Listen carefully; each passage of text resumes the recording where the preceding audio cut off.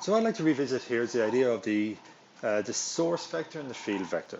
Now the source vector goes to where the source is located, and the field vector goes to where our point of observation is. So if I draw up here our three axes, so we have x, y, and z, and I'm going to put a continuous charge distribution up here. Okay, and as you know, what we do is we'll split it up into small charge distributions, which is given by dq. Now our source vector goes from the origin to where our source is. Okay, and this is given by r prime. Our point of observation, which is our field vector, goes from the origin to where we're trying to determine the electric field. And this is given by r.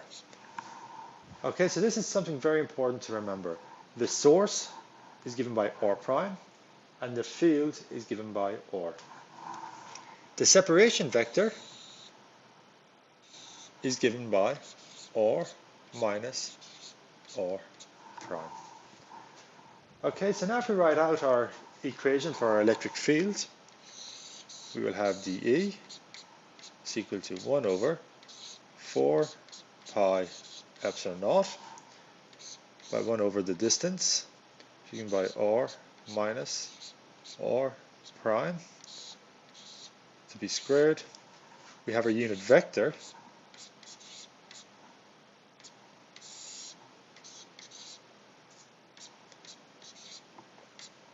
prime dq. And then to get the total charge, what we would do is we would integrate over this.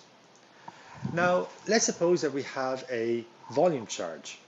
So if we have a volume charge in here, our volume charge is going to be given by rho r prime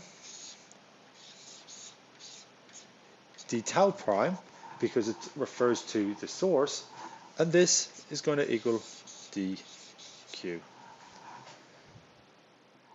So we write out our equation to determine the electric field given by some volume charge density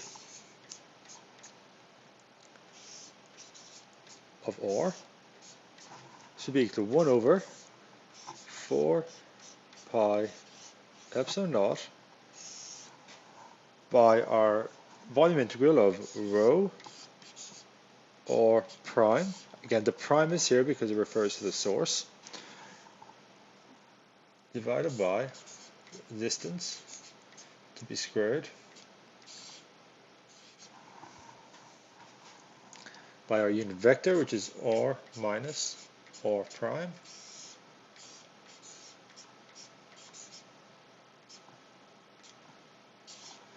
and importantly it's d tau prime. Okay, so the integral is with respect to the source. Now whenever you work out this integral, and whenever you come to the end, if you've got any primes left, that means you've got the wrong answer. You have to remove all of the primes. Okay, so the integral is with respect to the source. Okay, and the source is given by r prime, and your point of observation is given by r. Now, this is very important to remember, and one of the reasons being is, let's say we have a charged disk which lies in the xy plane.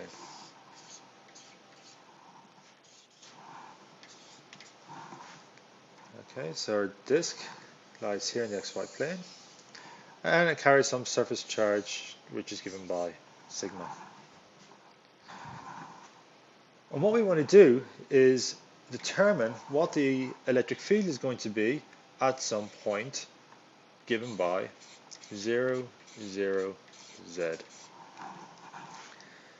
Now, the way we should write this out, the way we will write this out, is if we want to determine our source vector, which is given by r prime, it's going to be given by s prime s hat. Our field vector in this situation is going to be given by r, which is equal to z, z hat. Now, it's very important to use a prime, and I have been guilty myself of not using the prime in situations where it may not make too much of a difference, such as when we calculate the electric field along the z-axis.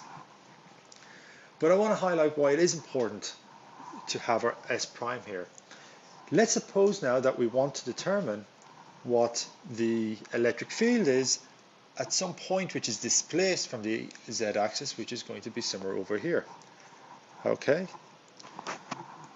Now, the issue will be is that we now have a new observation point, and this observation point here is going to be given by R